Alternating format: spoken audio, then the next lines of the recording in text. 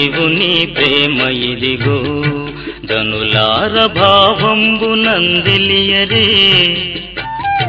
కేవలము నమ్ముకొనినా పరలోక జీవంబు మనకబ్బును.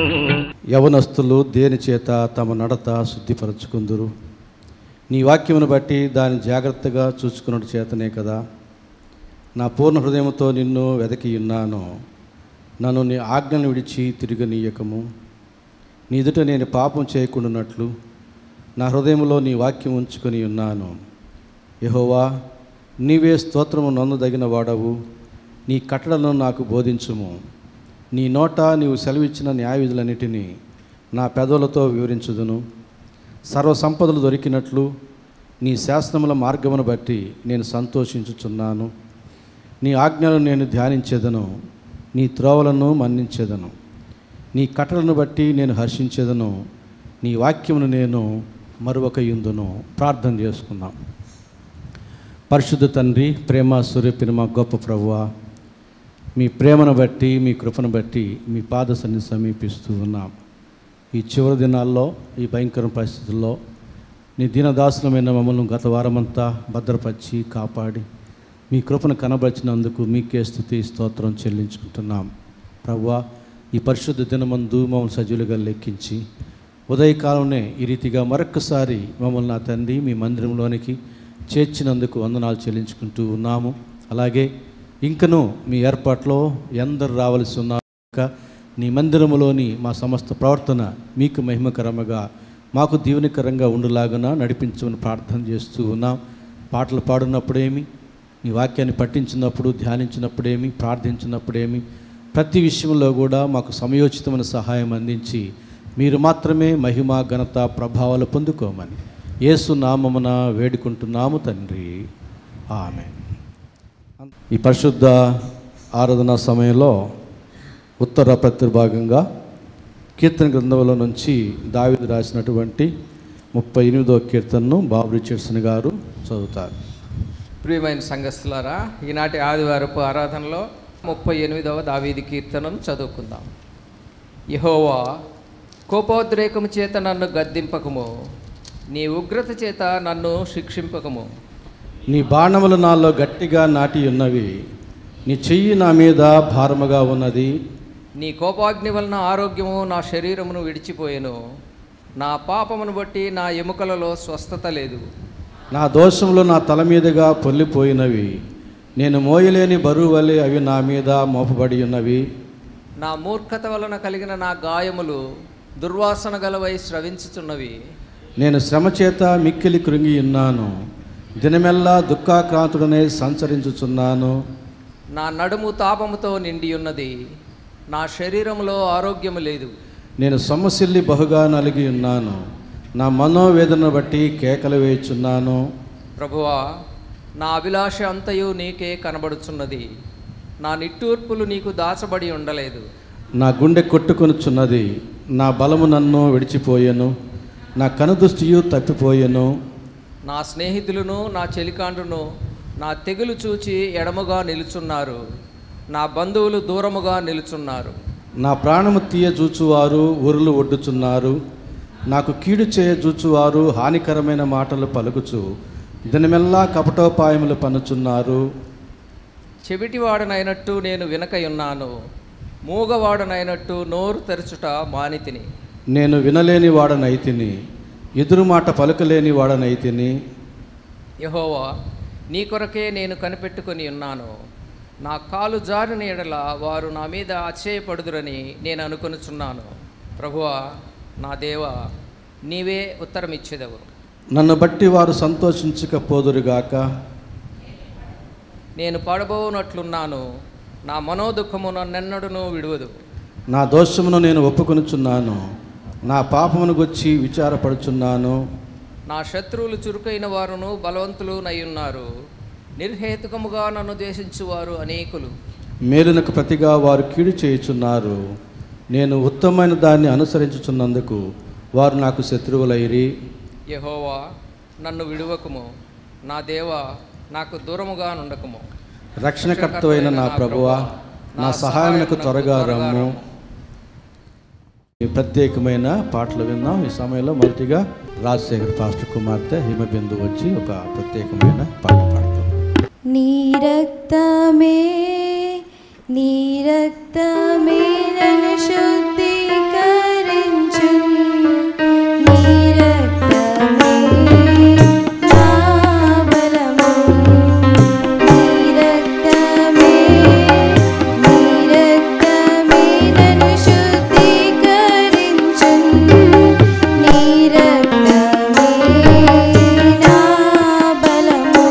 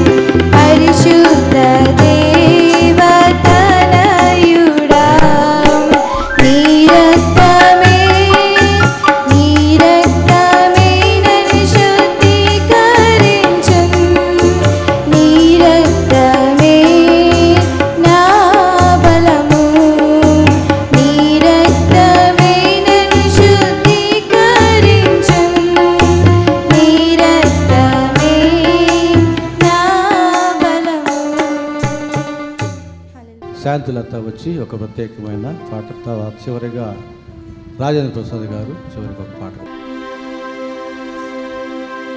స్తుతి సింహాసనాసీనుడా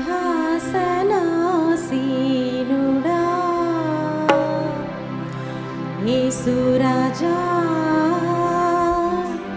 దివ్య తేజా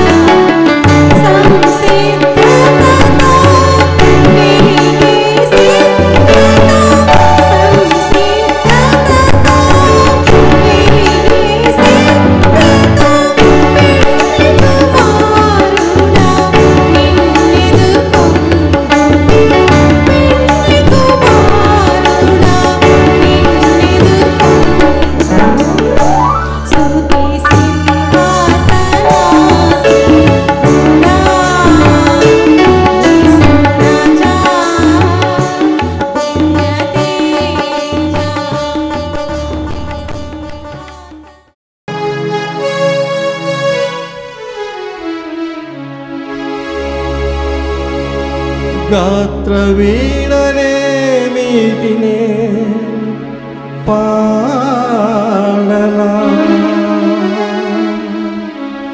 స్తోత్ర గీతమే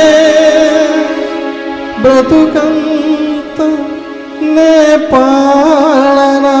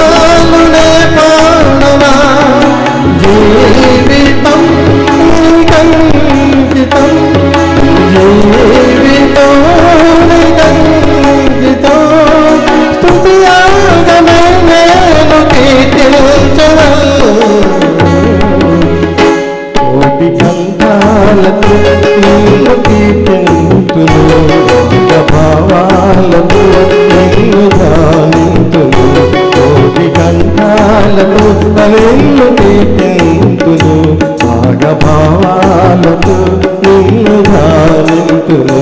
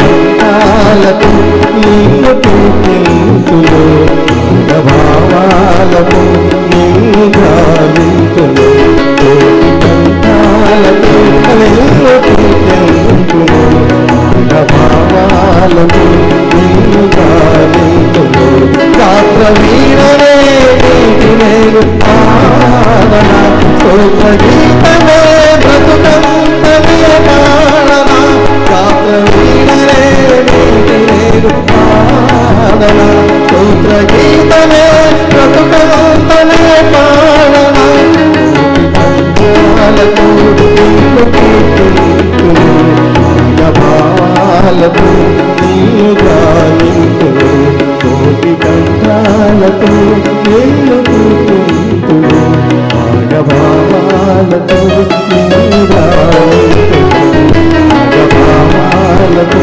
నిన్ను గాలింతును భావాలతో నిన్ను గాలింతును.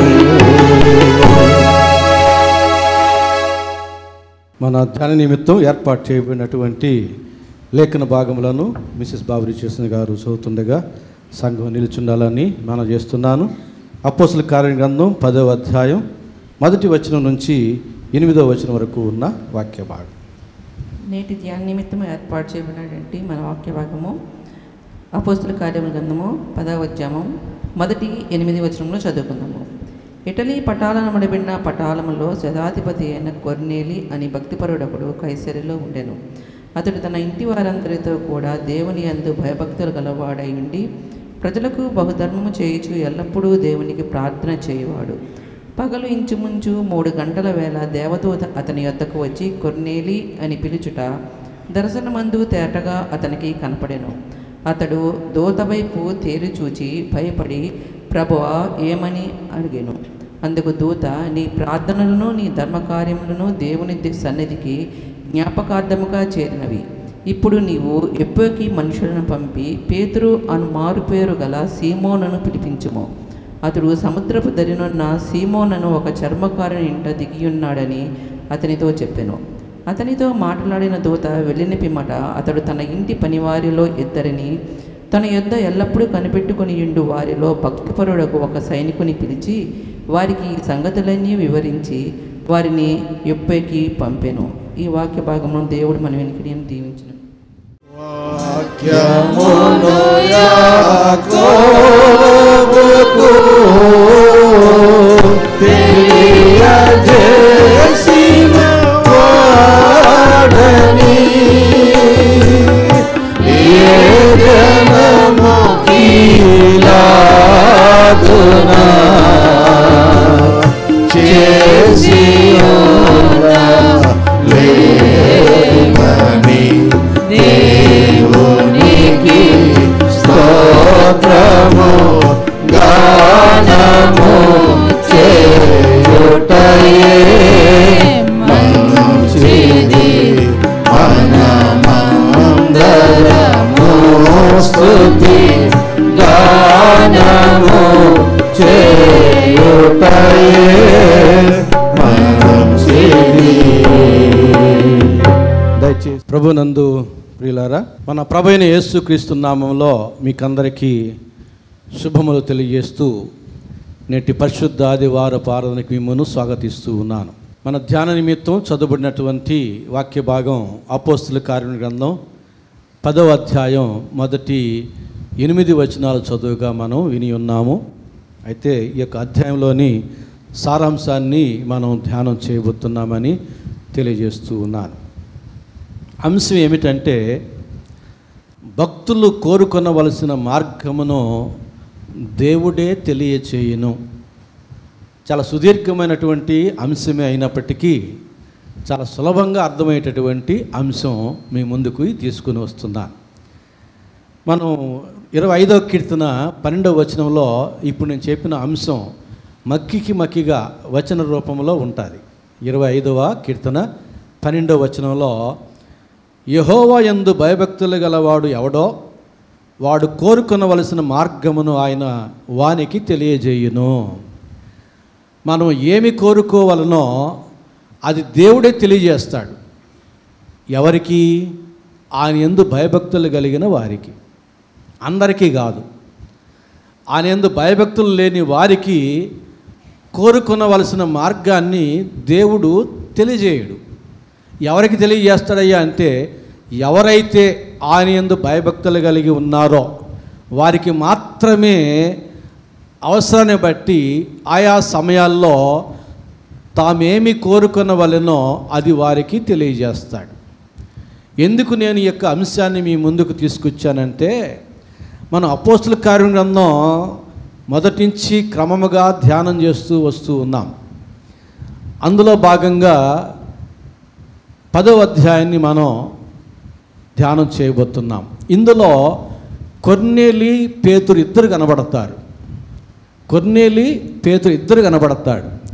వారికి కోరుకొనవలసిన మార్గం అవసరమైనప్పుడు, వారు కోరుకొనవలసిన మార్గం ఏమిటో వారికి అవసరమైనప్పుడు దేవుడు వారికి ఏ రీతిగా తెలియజేశాడో మనం చూడబోతున్నాం. మనమందరము దేవుని యందు భయభక్తులు కలిగిన వారమే. కొన్ని సమయాలు మనకు క్లిష్టమైనవిగా కనబడతాయి. ఏం చేయాలో పాలుపోదు. ఆలోచన చేస్తాం, శ్రేయోభిలాషులను అడుగుతాం, ప్రార్థన చేస్తాం, పలు రకాల ప్రయత్నాలు చేస్తాం. ఎవరైతే దేవుని యందు భయభక్తులు కలిగి ఉంటారో వారికి మాత్రమే మన ప్రయత్నాల్లో దేవుడు మనకు తెలియజేస్తాడు.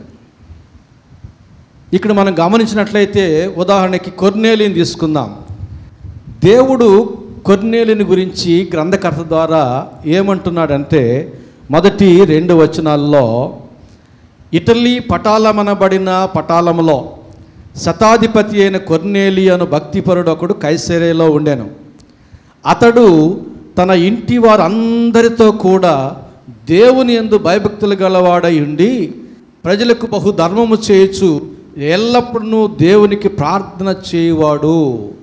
కొర్నేలి పక్షంగా దేవుడే గ్రంథకర్త ద్వారా ఇస్తున్నటువంటి స్టేట్మెంట్ ఇది. తిరుగులేని సాక్ష్యం. గ్రంథకర్త అయిన లూకా ద్వారా దేవుడు కొర్నేలి పక్షంగా ఇస్తున్నటువంటి సాక్ష్యం, దేవుని సాక్ష్యం సత్యమే, తిరుగులేదు. అంతేకాదు, ఆ కొర్నేలి ఇంటిలోని పనివారు కూడా పేతురుతో చెబుతున్న మాటల్లో కొర్నేలి ఎలాంటి వాడో అదే అధ్యాయం 22వ వచనంలో మనం చూడగలుగుతాం. అందుకు వారు అనగా కొర్నేలి ఇంటిలో నుంచి పంపబడినటువంటి వారు పేతురు యొద్దకు వచ్చి పేతురుతో మాట్లాడుతూ ఈ మాటలు చెబుతున్నారు. నీతిమంతుడును దేవునికి భయపడువాడును యూదా జనులందరి వలన మంచి పేరు పొందిన వాడునైన శతాధిపతియగు కొర్నేలి అని ఒక మనుషుడు ఉన్నాడు. ఏమంటున్నారండి వీళ్ళు? నీతిమంతుడును దేవునికి భయపడువాడును యూదా జనులందరి వలన మంచి పేరు పొందినవాడునైన శతాధిపతియగు కొర్నేలి అని ఒక మనుష్యుడు ఉన్నాడు. ఇంటిలోని పనివారు యజమానుని గురించి మంచి మాటలు చెబుతున్నారు. మనకు బయట ఎంత గొప్ప సాక్ష్యం ఉన్నా ఇంటిలో, బయట మనకు పలకే మోస్తారు, ఇంటిలో ఈగల మోత అంటారుగా సామెత. బయట మనకు అంత మంచి అంటే మనం బాగా ఆస్కార్ అవార్డు గ్రహీతల్లాగా నటిస్తాం.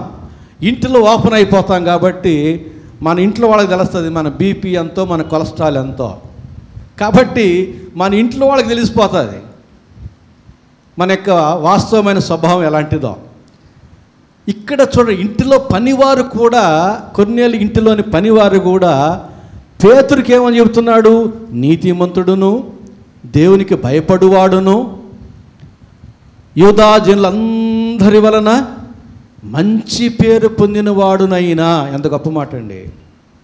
ఇప్పుడు ఇతను కొర్నేలి రోమీయుడు, యూదా జనులందరి వలన మంచి పేరు పొందినవాడు. అది అక్కడ విశేషణం. రోమీయుడైనటువంటి కొర్నేలిని రోమీలే కాదు, రోమీలు కానటువంటి యూదులు, వాస్తవానికి యూదులు రోమీల్ని అసహించుకుంటారు. ఎందుకంటే రోమీలు యూదులు పరిపాలన చేస్తూ ఉన్నారు. అది ఇజ్రాయెల్కి ఎంత మాత్రం ఇష్టం ఉండదు. కానీ అలాంటి ఇజ్రాయేలీల ద్వారా రోమీయుడైనటువంటి శతాధిపతి మంచి పేరు సంపాదించుకోవాలంటే చాలా కష్టం. అది సైనికులు చెబుతున్నారు, పనివాళ్ళు చెబుతున్నారు. ఇది కొర్నేలి యొక్క భక్తి మార్గం, కొర్నేలి యొక్క భక్తి జీవితం అది. అలాంటి భక్తిపరుడైనటువంటి ఈ కొర్నేలికి ఒక సమయం వచ్చింది. కోరుకొనవలసిన మార్గం ఏమిటో అతడు తెలుసుకోవాల్సినటువంటి సమయం వచ్చింది. దేవుడే చెప్పాడు భక్తిపరుడని, గ్రంథకర్త ద్వారా చెప్పాడు, పనివారు చెబుతున్నారు. అతడు నీతిమంతుడు, దేవునికి భయపడువాడు, యూదాజనులందరి వలన మంచి పేరు పొందినవాడు. దేవుడు కోరుకునేది అదేనండి. మనం 27వ సామెతల గ్రంథం 27వ అధ్యాయం 2వ వచనం చూస్తే, నీ నోరు కాదు అన్యుడే, నీ పెదవులు కాదు పరులే నిన్ను పొగడదగును అంటారు. మనల్ని మనం పొగుడుకోవడం కాదు, మనల్ని మనం పొగుడుకోవడం కాదు. అన్యులు, నీ నోరు కాదు అన్యుడే, నీ పెదవులు కాదు పరులే నిన్ను పొగడదగును. ఆ రీతిగా మనం జీవించబద్ధులమై ఉన్నాం. దానియేలు పక్షంగా తోటి పనివారు శత్రువులుగా ఉండి అతని మీద నేరం మోపాలని ప్రయత్నం చేస్తే, దానియేలు జీవితాన్ని పరికించి చూస్తే ఏ విషయంలో కూడా అతన్ని తప్పు పట్టలేకపోయారు. ఒక దేవుని విషయంలో తప్పు పడదామని ఆయన యొక్క దైవ సంబంధమైన క్రమమైన జీవితానికి విరుద్ధమైన చట్టం చేయించి ఆ చట్టాన్ని ఉల్లంఘించిన వాడుగా రాజుకి చాడీలు చెప్పి శిక్షించాలని ప్రయత్నం చేశారు. కానీ సింహాల గుహలో నుంచి అత్యున్నతమైన సింహాసనానికి హెచ్చించబడ్డాడు. అంతిమంగా ప్రయత్నం చేసిన వారు సింహాల గుహలో పడవేయబడ్డారు, తుత్తునీలుగా చేయబడ్డారు. దేవుని యొక్క ఆశ్చర్యకార్యాలు ఆ రీతిగా ఉంటాయి. కాబట్టి మన నోరు కాదు, మనల్ని మనం పొగడుకోవడం కాదు. ఇతరులు తెస్సలోనికి రాసిన మొదటి పత్రిక 4వ అధ్యాయం 11-12 వచనాలు చదువుతున్నాను చూడండి. సహోదరులారా, మీరు ప్రేమ యందు మరి ఎక్కువగా అభివృద్ధి నొందుచుండవలననియు సంఘమునకు వెలుపటి వారి ఎడల మర్యాదగా నడుచుకొనుచు మీకేమీ కొదువు లేకుండానట్లు మేము మీకు ఆజ్ఞాపించిన ప్రకారము మీరు పరుల జోలికి పోక మీ సొంత కార్యము జరుపుకొనుట యందును మీ చేతులతో పనిచేయుట యందును ఆశ కలిగి ఉండవలననియు మిమ్మును హెచ్చరించుచున్నాను. సంఘమునకు వెలుపటి వారి ఎడల మర్యాదగా నడుచుకోవాలి, ప్రేమగా నడుచుకోవాలి. మన సంఘంలో మనం ఎట్లా మెలుగాలనో మనకు తెలుసు. సంఘం వెలుపల వారి ఎడల కూడా మర్యాదగా, ప్రేమగా. సంఘం వెలుపల వారి ఎడలంటే వేరే సంఘస్థులై ఉండవచ్చు, అన్యులై ఉండవచ్చు, మన శత్రువులై ఉండవచ్చు. వారు ఎవరైనా సరే మన శత్రువులు కూడా ప్రేమించ బద్ధులమై ఉన్నాం. మన దేవుడు అలాంటి వాడు. శత్రువులు కూడా, తన శత్రువులను కూడా క్షమించిన వాడు. అదే స్వభావం కలిగిన మనం కూడా శత్రువులు కూడా మనం క్షమించబద్ధులమై ఉన్నాం. కనుక సంఘం వెలుపల ఉన్నవారు శత్రువులు కావచ్చు, మనం శపించిన వారు కావచ్చు, మనం దూషించిన వారు కావచ్చు. అట్టివారి ఎడల కూడా మనము మర్యాదగా, ప్రేమగా నడుచుకున్న బద్ధులమై ఉన్నాము. కొర్నేలి అట్టి ప్రవర్తన కలిగిన వాడు గనక పనివారు కూడా వచ్చి నీతిమంతుడు, దేవుని భయపడువాడు, అతడు యూదాజనులందరి వల్ల మంచి పేరు పొందినవాడు అని సాక్ష్యం పలుకుతూ ఉన్నారు. అయితే అలాంటి భక్తిపరుడైనటువంటి కొర్నేలికి ఒక సమయం వచ్చింది, కోరుకొనవలసిన మార్గం ఏమిటో తెలుసుకోవాల్సి వచ్చింది. దేవుడు తెలియచేయవాడు కదా. 25వ కీర్తన 12వ వచనం చదువుకున్నాం కదా, యెహోవా యందు భయభక్తులు గలవాడు ఎవడో వాడు కోరుకొనవలసిన మార్గమును ఆయన వానికి తెలియజేయును. కొర్నేలి ఆయన యందు భయభక్తులు కలిగి జీవిస్తున్నాడు. ఇప్పుడు ఆయనకి సమయం వచ్చింది, అవసరం వచ్చింది, కోరుకొనవలసిన మార్గం తెలుసుకోవాల్సి వచ్చింది. ఇతనికి తెలిసినంతవరకు అదే భక్తి మార్గంలో కొనసాగుతూ ఉన్నాడు. ఇంకా తెలుసుకోవాల్సినటువంటి అవసరం వచ్చింది. దేవుడు తెలియజేయడానికి పరలోకం నుండి గబ్రియేలు దూతను పంపించాడు. గబ్రియేలు దూతను పంపించి 5వ వచనం చూడండి, ఇప్పుడు నీవు యొప్పేకు మనుషులను పంపి పేతురును మారుపేరు గల సీమోనును పిలిపించుము.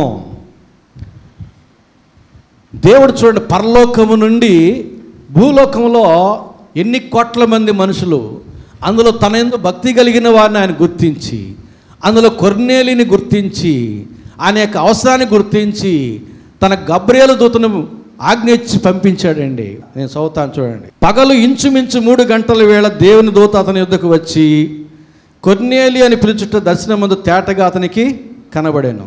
ఈయన ప్రార్థన చేస్తూ ఉంటే ఎవరు వచ్చారండి? ప్రార్థన చేస్తూ ఉండగా ఇంకా ఆమె చెప్పలే, ఎవరు వచ్చారు? దూత వచ్చాడు. ఎన్ని రెట్లు ఆశీర్వాదిస్తానన్నాడు? 1000 రెట్లు ఆశీర్వాదం ఇస్తానన్నాడు. 2 గంటలకి 1000 రెట్ల ఆశీర్వాదం ఇచ్చే అవకాశాన్ని మనం కోల్పోతున్నాం. ఎంత సమయం మందిరంలో ఉంటున్నాం, అందుకు 1000 రెట్లే. అలాగే మనం ఎదుగు బదుగు లేదు. వర్ధిల్లాలంటే గంట సేపు మందిరంలో గడిపేవాళ్ళు 1.5 గంట సమయం గడిపేవాళ్ళుగా మారాలి. వర్ధిల్లాలంటే 1.5 గంట మందిరంలో గడిపేవాళ్ళు 2 గంటలు మందిరంలో గడిపేవాళ్ళుగా మారిపోవాలి. ఎక్కువసేపు మందిరంలో గడపండి, ఎక్కువగా దీవించబడతారు. ప్రార్థన చేస్తూ ఉండగా కొర్నేలి గబ్రియేలు దూత వచ్చి దేవుని చేత పంపబడిన సమాచారాన్ని తెలియజేస్తున్నాడు. అయ్యా, పేతుని పిలిపించు అని. అలాగే 22వ వచనం 2వ భాగం చదువుతున్నాను చూడండి. ఈ పని వాళ్ళు పేతురుతో చెబుతూ ఉన్నారు. శతాధిపతి కొర్నేలి అను ఒక మనుష్యుడు ఉన్నాడు. అతను నిన్ను తన ఇంటికి పిలువనంపించి నీవు చెప్పు మాటలు వినవలనని పరిశుద్ధ దూత వలన బోధింపబడినని చెప్పిరి. ఇక్కడ 5వ వచనంలో పిలిపించు అనే మాటే కనబడతా ఉంది. అన్ని విషయాలు రాయలే అక్కడ. కానీ కొర్నేలి అన్ని విషయాలు చెప్పి పంపించాడు పనివారికి. వారు చెబుతున్నారు ఏమని? నీవు వచ్చి నీవు చెప్పు మాటలు అతడు వినాలని చెప్పి దూత చెప్పాడని చెబుతున్నారు. అది 5వ వచనంలో లేదు, కానీ 22వ వచనంలో ఉంది. కాబట్టి నీవు పిలిపించు ఎవరిని? పేతుర్ని. అతను చెప్పే మాటలు నీవు విను, నీ ముఖ్య స్నేహితులు బంధువులు కూడా వినిపించు. అందుకే పిలిపించుకున్నాడు ఇంటికి. వినిపించు, నీవు కూడా విను. వచ్చిన తర్వాత ఈ కొర్నేలి అంటున్నాడు 33వ వచనంలో, వెంటనే నిన్ను పిలిపించి తిని, గబ్రియేలు దూత చెప్పిన వెంటనే నిన్ను పిలిపించి తిని, నీవు వచ్చినది మంచిది, ప్రభువు నీకు ఆజ్ఞాపించినవన్నీ వినుటకై ఇప్పుడు మేమందరము దేవుని ఎదుట ఇక్కడ కూడి ఉన్నామని చెప్పాను. అందుకు పేతురు నోరు తెరిచి ఇట్లా నేను కొర్నేలి ఏమంటున్నాడు? అయ్యా, నేను భక్తిపరుడినే, దూతే వచ్చి చెప్పాడు నా ధర్మకార్యాలు ప్రార్థన పరలోకంలో దేవుని సన్నిధికి చేరాయి అని. అయినా కానీ నా భక్తి జీవితంలో ఇంకా నేను తెలుసుకోవలసింది, కోరుకొనవలసింది ఇంకా ఉంది. ఇప్పటి నా భక్తి జీవితం నన్ను పరలోకానికి నడిపించదు. నా ప్రార్థన, నా ధర్మకార్యాలు అయితే పరలోకానికి చేరాయి, కానీ నేను పరలోకానికి చేరాలంటే నేను ఇంకా తెలుసుకోవాల్సింది ఉంది, నేను ఇంకా ఎదగవలసినది ఉంది అని గుర్తించినాడు కొర్నేలి. ఒప్పుకున్నాడు. నా భక్తి మార్గం ఇది చాలే అనుకోలే. చాలామంది అనుకుంటారు, నేను మంచివాడిని, నేనేమి పాపం చేయడం లేదు, నేను ఎందుకు చర్చికి పోవాలి. కొంతమంది అనుకుంటారు అట్లా. నేను మంచిగా ఉన్నాను, చర్చి క్రమంగా పోతున్నాను, ఇంత మటుకు చాలులే అనుకునేవాళ్ళు మరికొంతమంది. ఎక్కడికక్కడ రాజీ పడిపోతున్నామే కానీ భక్తిలో బలపడాలి, ఎదగాలి అనేటటువంటి ఆలోచన లేని వారు చాలామంది. ఇక్కడ కొర్నేలి భక్తిపరుడే, సాక్షాత్తు దేవుని చేత చెప్పబడుతున్నాడు. భక్తిపరుడే కానీ అతడు ఎదగవలసిన వాడై ఉన్నాడు. అతడు పరలోకానికి చేరువాడుగా మారాలంటే ఇంకా అతడు భక్తిలో ఎదగవలసిన వాడై ఉన్నాడు, బలపరచబడవలసిన వాడై ఉన్నాడు. ఏ విషయాల్లో బలపరచబడుతున్నాడు అతడు చూడండి. పేతురు వచ్చి నోరు తెరిచి వాక్యం చెప్పిన తర్వాత ఆ అధ్యాయంలో చూస్తే దేవుని వాక్యాన్ని విన్నాడు, పరిశుద్ధాత్మను పొందుకున్నాడు, బాప్తిసం పొందుకున్నాడు. ఈ 3 లేవు అంతకుముందు కొర్నేలి భక్తిలో దేవుడి చేత భక్తిపడని చెప్పబడినటువంటి కొర్నేలి జీవితంలో బాప్తిసం లేదు, పరిశుద్ధాత్మ దేవుడు లేడు, దేవుని వాక్యం లేదు. ఇప్పుడు ఆయనకి అవసరం పరలోక రాజ్యం చేరాలంటే దేవుని వాక్యం లేనివాడు ఎవడు చేరడు, పరిశుద్ధాత్మ దేవుణ్ణి కలిగి ఉండని వాడు ఎవడు చేరడు, ఆయుష్కాలం ఉండి బాప్తిసం పొందిన వారు ఎవరు చేరరు. శిలువ మీద ఉన్న దొంగకు బాప్తిసం లేదు, తీసుకోవడానికి అవకాశం లేదు, కాబట్టి అంగీకరించాడు దేవుడు. మనకు శాశ్వత జీవితం ఉంది, అవకాశం ఉంది, తీసుకునేదానికి సమయం ఉంది. నీతి యావత్తు ఇలాగూ జరిగించనిమ్మని యేసుప్రభు చెప్పినట్టుగా మనం నీతి యావత్తు జరిగించాలి. బాప్తిసం పొందుకోవాలి. ఆయన ఆత్మ లేనివాడు ఆయన వాడు కాడు అంటున్నాడు. పరిశుద్ధాత్మ యొక్క శక్తిని పొందుకోవాలి. దేవుని యొక్క వాక్యం కావాలి. మనం బ్రతికి ఉన్నంతకాలం దేవుని యొక్క వాక్యం చేత పట్టబడాలి. దేవుని వాక్యం చేత బలపరచబడాలి. దేవుని వాక్యం చేత హెచ్చరించబడుతూనే ఉండాలి. దేవుని యొక్క వాక్యం లేకపోతే మన జీవితాలు నిష్ఫలమైపోతాయి. దేవుని వాక్యం మీద ఏ జీవితం కట్టబడుతుందో, వాన వచ్చెను, వరదలు వచ్చెను, గాలి కొట్టెను, ఆ ఇల్లు పడిపోలేదు. ఇసుక మీద కట్టబడినటువంటి ఇండ్లు గాలి వచ్చింది, వరదలు వచ్చాయి, వాన వచ్చింది, ఆ ఇల్లు పడిపోయింది.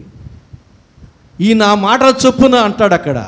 దేవుని వాక్యము చొప్పున ఏ భవిష్యత్తు అయితే కట్టబడుతుందో, ఏ జీవితం అయితే కట్టబడుతుందో, శరీరాశ అనేటటువంటి వాన వచ్చినా, నేత్రాశ అనే వరదలు వచ్చినా, జీవపు డమ్మం అనేటటువంటి గాలి కొట్టినా పడిపోదు, నిలబడుతుంది. వాక్యం అనే పునాది లేని భవిష్యత్తుకి భద్రత లేదు. నేత్రాశ అనేటటువంటి వాన, శరీరాశ అనేటటువంటి వరదలు, జీవపు డమ్మం అనేటువంటి గాలి వచ్చిందంటే ఏదో ఒకదానికి పడిపోతాయి. ఎందుకంటే పునాది బలమైనది కాదు. కనుక దేవుని యొక్క వాక్యం మన బ్రతుకు పర్యంతం కావాలంతే. దేవుని యందు భక్తి కలిగిన వారికి దేవుని వాక్యం ఎంత అవసరమో చూడండి. కొన్ని వచనాలు నేను చదువుతాను.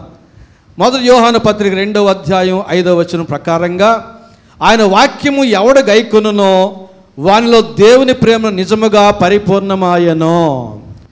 దేవుని యొక్క వాక్యం మన హృదయంలో ఉంటే దేవుని ప్రేమ నింపబడుతుంది. నేను ఎప్పుడు ఒక మాట చెప్తుంటాను, ఈ గ్రంథంలో దేవుని వాక్యం ఉందా? దేవుని వాక్యం ఈ గ్రంథంలో ఉంది కాబట్టి ఈ గ్రంథానికి పరిశుద్ధ గ్రంథము అని పేరు. అదే వాక్యం మనలో ఉంటే మనము పరిశుద్ధులం అయిపోతాం. దేవుని వాక్యం ఉంది కాబట్టి ఈ గ్రంథానికి పరిశుద్ధ గ్రంథం. కాబట్టి మనం ఆలోచన చేసుకోవాలి. ఇది మంచి చెడులు యథార్థంగా చెప్పింది, చెడు చేయవద్దని చెప్పింది. చెడు చెప్పి చెడు చేయవద్దని చెప్పింది. మంచి చెప్పి మంచి చేయమని చెప్పింది. దాన్నే మేము థియలాజికల్గా డూస్ డోంట్స్ అంటాం. డూస్ అంటే చేయదగినవి, డోంట్స్ అంటే చేయదగనవి. 10 ఆజ్ఞల్లో కూడా డూస్ డోంట్స్ ఉన్నాయి, చేయదగినవి, చేయదగనవి. కాబట్టి మంచిని చెప్పి చేయమన్నాడు, చెడుని చెప్పి చేయొద్దన్నాడు. కాబట్టి ఇది దేవుని యొక్క వాక్యం కనుక ఇది పరిశుద్ధ గ్రంథం అయింది. ఎవనిలో దేవుని యొక్క వాక్యం ఉంటుందో వానిలో దేవుని ప్రేమ నింపబడుతుంది.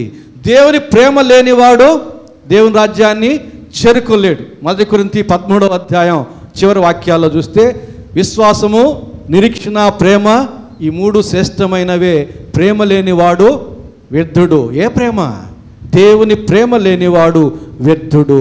వేదాంతి అయినా, జ్ఞాని అయినా, వీరుడైనా, సూర్యుడైనా, పాస్టర్ అయినా, ప్రవక్త అయినా, దేవుని ప్రేమ లేనివాడు వ్యర్థుడు. కాబట్టి దేవుని యొక్క వాక్యం మనలో ఉంటే దేవుని ప్రేమ కూడా మనలో ఉంటుంది. దేవుని యొక్క ప్రేమ మన హృదయం వెలుపలికి వస్తుంది. లోపల వాక్యం ఉంటేనే లోపలికి వస్తుంది. వాక్యం లేకపోతే దేవుని ప్రేమ తిరిగి వెళ్ళిపోతుంది. వాక్యం లేని చోట దేవుని ప్రేమ నివసించదు అనే విషయాన్ని యోహాను పత్రిక ద్వారా మనం చూస్తున్నాం. యాకోబు 1వ అధ్యాయం 21వ వచనం, సమస్త కల్మషమును విర్రవీగుచున్న దుష్టత్వమును మాని, ఏమేమి మానమంటున్నాడు? సమస్త కల్మషమును విర్రవీగుచున్న దుష్టత్వమును మాని లోపల నాటబడి మీ ఆత్మను రక్షించుటకు శక్తిగల వాక్యమును సాత్వికముతో అంగీకరించుడి. ఆత్మలను రక్షించేటటువంటి శక్తిగల వాక్యాన్ని అంగీకరించండి. మన ఆత్మను రక్షించేది దేవుని వాక్యమే తప్ప మరొకటి కాదు. మన ఆత్మలను రక్షించేటటువంటి సామర్థ్యం, శక్తి కలిగినది దేవుని యొక్క వాక్యం. దేవుని యొక్క ప్రేమను మనలో నింపేది దేవుని యొక్క వాక్యం. అలాంటి వాక్యం మన బ్రతుకు పర్యంతం అవసరమే. ఏదో చర్చి కార్యక్రమాలు వచ్చి వినిపోవడం కాదు. ఇంట్లో ఏం చేస్తున్నాం, ఏం చదువుతున్నాం? దేవుని యొక్క గ్రంథాన్ని చదవాలి. ఎహెజ్కేలు ద్వారా అంటాడు దేవుడు, యెహోవా గ్రంథమును పరిశీలనగా చదువుకునుడి.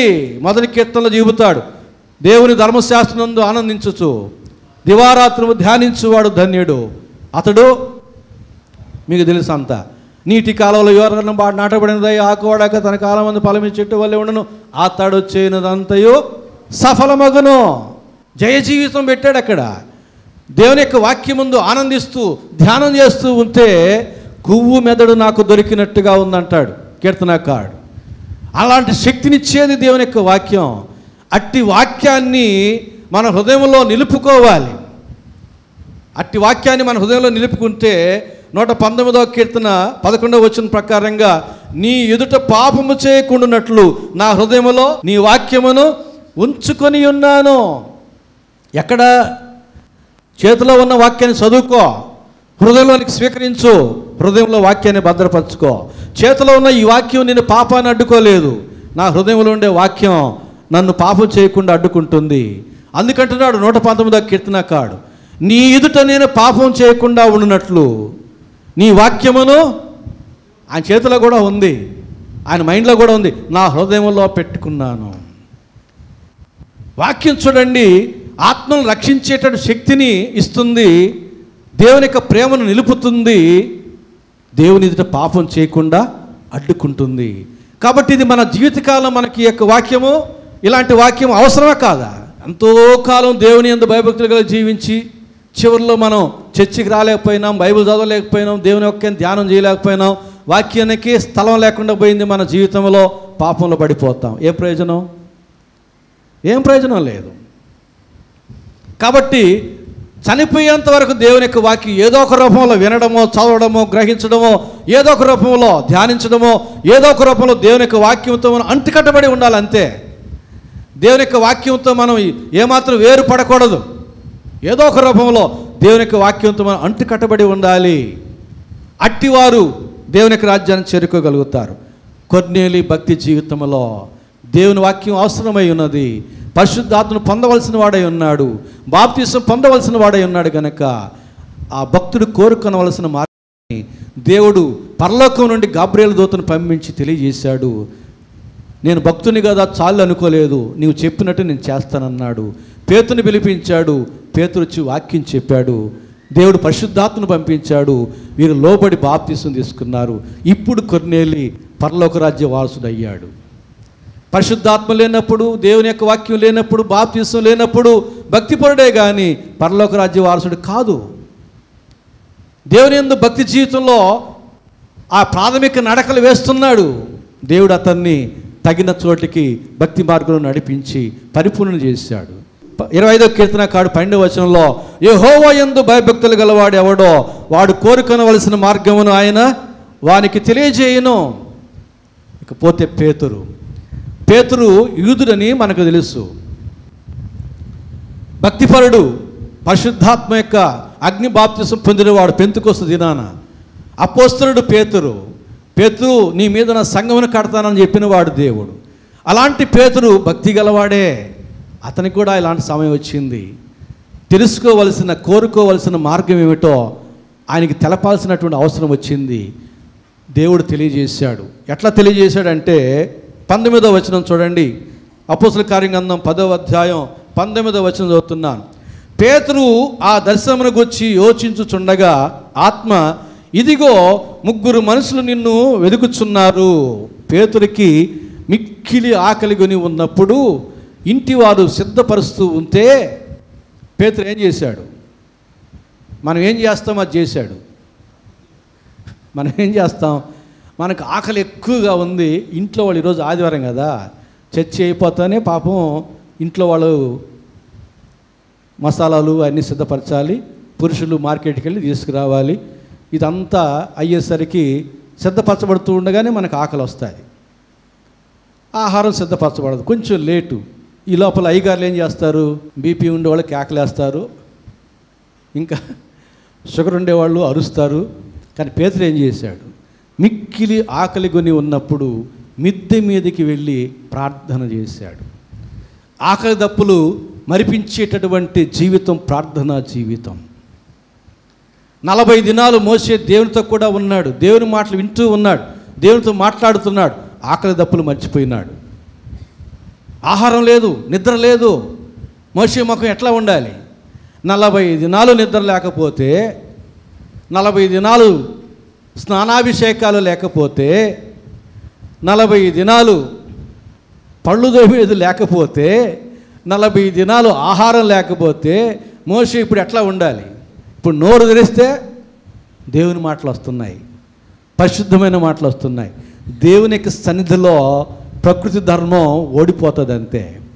మోషే ముఖములోని ప్రకాశతను చూడలేక అంత మోషే ముఖంలో ఏమొచ్చింది?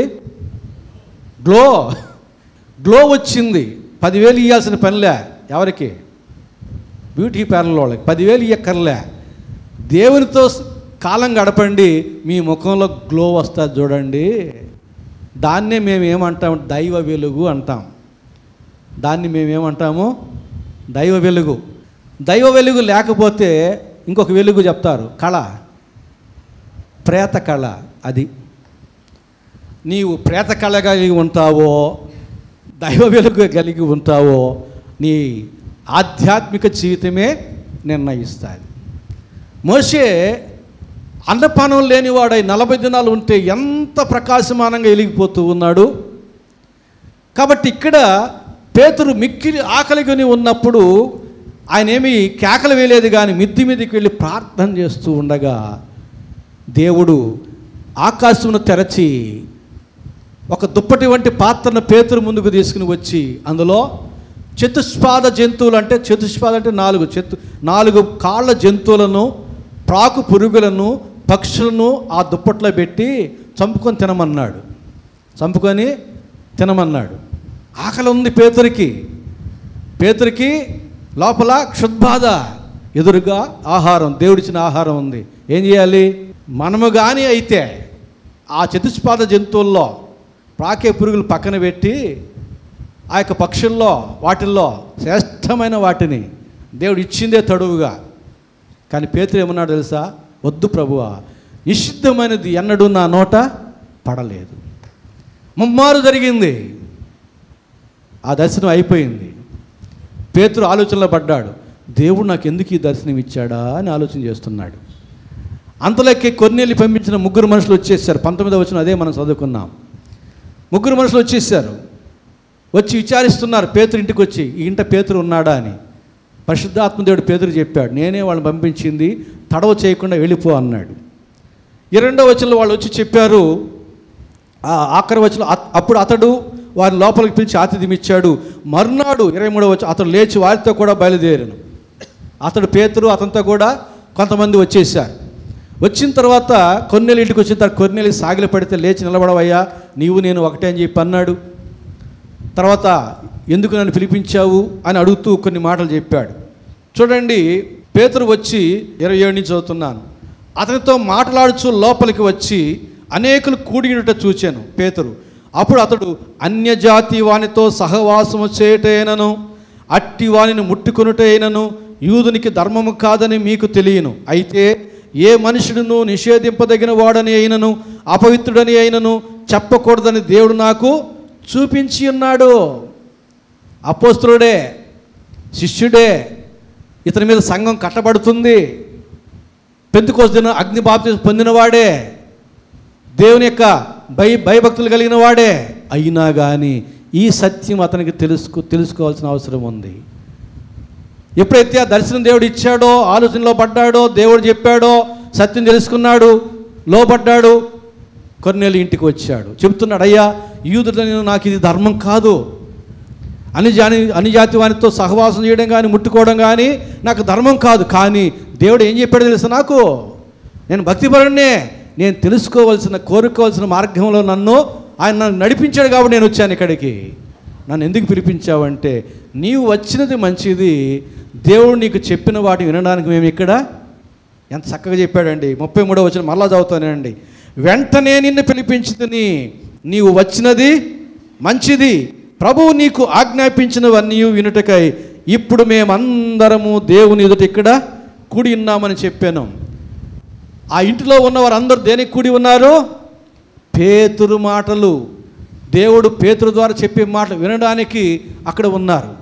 ఇప్పుడు మనం అందరం ఎందుకున్నాం ఇక్కడ? అందుకే ఉన్నామా? దేవుని మాటలు వినడానికే ఉన్నామా మనం ఇక్కడ? దేవుని మాటలు వినడానికే వస్తున్నామా? మనం ఇక్కడికి హాజరేసుకోవడానికి వస్తున్నామా? అలవాటుగా వస్తున్నామా? దేనికి వస్తున్నాం? కొన్నేళ్ళు ఇంట్లో ఉన్న వారందరూ దేవుని వాక్యం వినడానికి వచ్చారు, ఆశ కలిగి పరిశుద్ధాత్మ చేత నింపబడ్డారు. వాళ్ళందరూ కూడా అందరూ బాప్తిస్మలో నడిపించబడ్డారు, పరలోక పౌరులుగా మారిపోయారు. దేవుని యొక్క వాక్యం పట్ల మనం ఆశ కలిగి ఉంటే, ఆసక్తి కలిగి ఉంటే, దేవుని యొక్క వాక్యం ఎంత శ్రేష్టమైనదో మనం ఎరిగి ఉంటే, దేవుని యొక్క వాక్యం మనం చక్కగా నడిపిస్తుంది. పరిశుద్ధాత్మ దేవుని పొందుకునే యోగ్యతలను నడిపిస్తుంది. పరలోక రాజ్యాన్ని చేరుకునేటటువంటి యోగ్యతను కూడా తెస్తుంది. అలాంటిది దేవుని యొక్క వాక్యం. ఏమి పేతురు వచ్చి చెప్పాలన్నా, దేవుడు పరిశుద్ధాత్మను వారికి అనుగ్రహించాలనుకుంటే అనుగ్రహించవచ్చు కదా. కానీ అందుకు ఒక మార్గం ఉంది, ఒక ప్రొసీజర్ ఉంది. ఆ ప్రొసీజర్ ద్వారానే సమస్తం జరగాలి. ఒక క్రమం ఉంది. దేవుడు అక్రమమునకు అల్లరికి కర్త కాడు, క్రమమైన వాడు. మనము ఆత్మను అనుసరించి జీవించువారం అయితేమా మనము క్రమమును అనుసరించుదుము అంటాడు. దేవునికి ఆత్మ ఒక డిసిప్లైన్ లైఫ్కి నడిపిస్తుంది, ఒక క్రమబద్ధమైన జీవితాన్ని నడిపిస్తుంది. తెగిపోయిన గాలిపటంలాగా ఉండదు. ఒక క్రమమైనటువంటి జీవితాన్ని మనం జీవించడానికి నేర్పిస్తుంది. కాబట్టి ఇక్కడ చూడండి, పేతురు నోరు తెరిచి చెప్పిన తర్వాత 43వ వచనం చూస్తే, వాక్యాన్ని వినిన వారందరి మీదకి పరిశుద్ధాత్మ దిగెను. ఇప్పుడు పరిశుద్ధాత్మ దేవుడు మన మధ్య ఉన్నాడు ఆదరణకర్తగా. ఎవరైతే కొన్నేళ్ళు ఇంటిలోని వారి వల్లే ఆశ కలిగి వాక్యం కొరకు ఆకలి దప్పులు కలిగి వింటూ ఉంటారో, ఇది వరకు కూడా పరిశుద్ధాత్మ దేవుని ఆ రీతికి పొందుకున్నారు. ఇప్పుడు కూడా అలాంటి వారికి ఇంకా ఇస్తాడు, ఇంకా నింపుతూనే ఉంటాడు, బలపరుస్తూనే ఉంటాడు. మనం ఎప్పుడు కూడా ఆగిపోకూడదు, సాగిపోతూనే ఉండాలి. రాజీ పడిపోకూడదు, మనం సాగిపోతూనే ఉండాలి. చాలు, ఈ భక్తి జీవితం చాలు అనుకోకూడదు. నువ్వు చాలు అనుకుంటే భక్తి జీవితం దేవుడు ఇంకా ఎందుకు ఇచ్చాడు? ఆయుష్కాల జీవితం ఎందుకు ఇచ్చాడంటే, ఆ భక్తి జీవితాలు ఇంకా నీవు తెలుసుకోవాలి, పొందుకోవాలి. అందుకు ఇచ్చాడు దేవుడు ఆయుష్కాల జీవితం. భక్తులైన మనం అందరం కూడా పూర్ణ సిద్ధి పొందాలంటాడు. యేసుప్రభు చెప్పినట్టుగా నేను ఇంకా పూర్ణ సిద్ధి పొంది ఉండలేదు అంటాడు. పూర్ణ సిద్ధి ఎప్పుడు పొందాడు? శిలువ మరణంలో పొందినాడు. మనం కూడా పూర్ణ సిద్ధి అంటే పరిపూర్ణమైనటువంటి వారముగా మార్పు చెందాలంటే మన ఆత్మీయ జీవితంలో ఏమేమి కొరతలు ఉన్నాయో. కొంతమంది జీవితంలో అసలు బాప్తిస్మమే తీసుకోకుండా ఉంటారు, కొన్నేళ్ళలాగా. మంచివారే కొన్నేళ్ళలాగా, కానీ బాప్తిస్మం లేదు. కానీ ఆయుష్కాలం ఉంది, మీరు బాప్తిస్మం పొందాలి. కొంతమంది నీటి మూలంగా బాప్తిస్మం పొందుకున్నారు, ఆయుష్కాలం ఉంది. ఆత్మ మూలము కూడా మీరు బాప్తిస్మం పొందాలి. మరికొంతమంది నీటి మూలంగా ఆత్మ మూలంగా బాప్తిస్మం పొందారు. ఏం చేయాలి? ఇప్పుడు ఆత్మీయంగా ఎదగాలి. ఆత్మీయంగా ఎదిగిన వారు ఏం చేయాలి? ఆత్మీయంగా ఫలించాలి. 30 దంతలుగా ఫలించిన వారు 60 దంతలుగా, 60 దంతలుగా ఫలించిన వారు 100 దంతలుగా ఫలించాలి. ఈ యొక్క ఎదుగుదల అనేది మన యొక్క ఆయుష్కాలం అంతా కొనసాగుతూనే ఉండాలి, ఎప్పుడూ ఆగిపోకూడదు. ఆగితే ప్రమాదం. ఆత్మీయ యాత్రికుడు ఆగారంటే ప్రమాదం. సాగిపోవాలంతే, సాగిపోతూనే ఉండాలి అలుపెరగకుండా. కాబట్టి ఈ యొక్క బైబిల్లోని భక్తులందరి జీవితాల్లో మనం అట్టి సత్యాన్ని చూడగలుగుతాం. కొన్నేళ్ళు భక్తి జీవితంలో కోరుకొనవలసిన మార్గాన్ని దేవుడు తెలియజేశాడు, అతను పరలోక రాజ్య పౌరుడు అయ్యాడు. పేతురు యొక్క భక్తి జీవితంలో కోరుకొనవలసిన మార్గాన్ని దేవుడు తెలియజేసినప్పుడు అందులో నడిచినాడు. దేవుని యొక్క గొప్ప కార్యాలు జరగడాన్ని మనం చూస్తూ ఉన్నాం. కాబట్టి ప్రభునందు ప్రియులారా, మన యొక్క భక్తి జీవితం మంచిదే, అయితే ఇంకా మనము కోరుకునవలసినటువంటి విషయాలు ఎన్నో ఉన్నాయి. ఎందుకంటే మనకు శాశ్వత జీవితం చాలా ఉంది. ఈ శాశ్వత జీవితంలో అనేక సందర్భాలు వస్తూ ఉంటాయి. ఆ సందర్భాలు వచ్చినప్పుడు ఆ క్లిష్ట పరిస్థితుల్లో మనకు ఆలోచన రాదు. ప్రార్థన చేసినప్పుడు దేవుడు నడిపిస్తాడు, దేవుడు తెలియజేస్తాడు.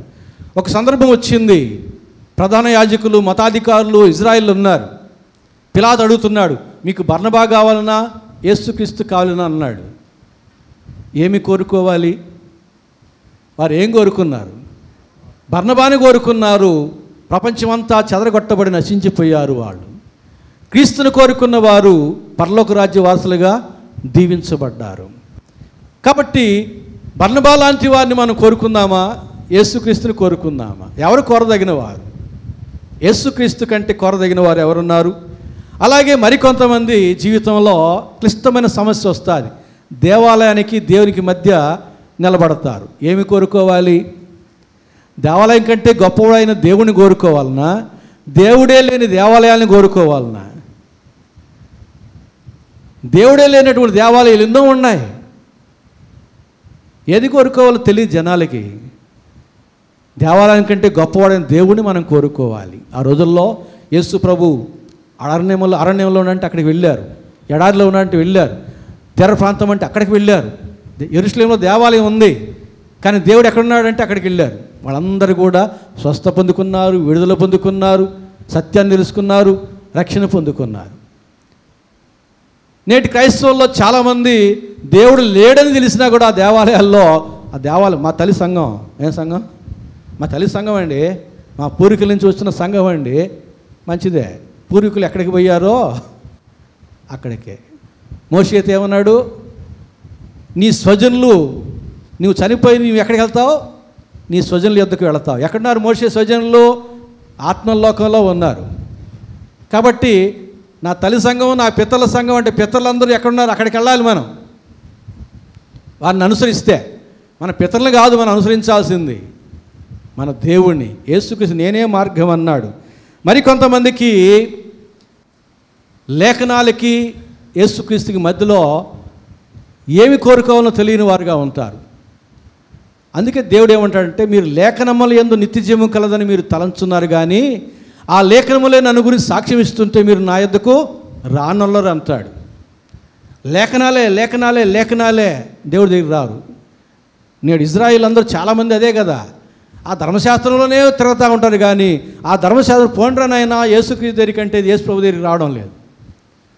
చాలామంది దేవాలయమే దేవుడు లేకపోయినా, లేఖనాలే దేవుడి దగ్గరికి వెళ్ళమని చెబుతున్నా, బర్నబాయే భగవంతుడు కాదని ఏం కోరుకుంటున్నాం? ఏం కోరుకోవాలి? లోకమా పరలోకమా, నరకమా మోక్షమా? మీ ఎదుట 2 మార్గాలు పెట్టాను, మీరు ఏమి కోరుకుంటారో కోరుకునుడి. నేనైతే నేనును నా ఇంటి వారును యెహోవానే సేవించదము. ఒక్కసారి చెప్దామా మనం అందరం? నేనును నా ఇంటి వారును యేసుక్రీస్తునే సేవించదము. ఆమేన్. ప్రార్థన చేసుకుందాం. ప్రేమ స్వరూపిన మా గొప్ప తండ్రి, పరిశుద్ధ ప్రభువా, కొర్నేలి పేతురులు నీ యందు భక్తి కలిగిన వారే. సమయం వచ్చింది, అవసరం వచ్చింది, కోరుకొనవలసిన మార్గం తెలుసుకోవాల్సి వచ్చింది. మీ యందు భక్తి కలిగి ఉన్నవారు కనుక మీరు పరలోకం నుండి కొర్నేలికి దూతను పంపి పేతురికి దర్శనమిచ్చి వారు కోరుకొనవలసిన మార్గాన్ని తెలియజేసి మీ ఆశ్చర్యకార్యాలు జరిగించి అనేక మందిని మీ తట తిప్పుకోగలిగినారు ప్రభువా. మీకు వందనాలు స్తోత్రాలు చెల్లించుకుంటున్నాం. అలాగే మేమందరము కూడా నీ యందు భక్తి కలిగిన వారమే. ఆయా సమయాల్లో మేము కోరుకోవలసిన మార్గం ఏమిటో మాకు తెలియజేస్తూ నీ మార్గంలోనే మా అడుగులు స్థిరపరుస్తూ నిన్ను గురి కలిగి జీవించి నిన్ను చేరుకునే భాగ్యం మాకందరికీ దయచేయమని యేసు నామమున వేడుకుంటున్నాము తండ్రి. ఆమేన్.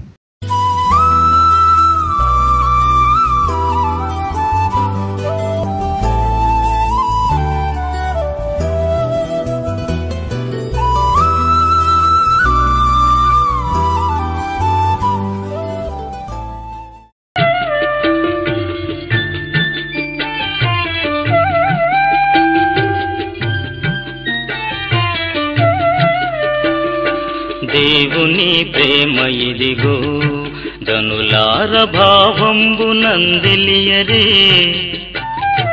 కేవలము నమ్ముకొనినా పరలోక జీవంబు మనకబ్బును, పరలోక జీవంబు మనకబ్బును.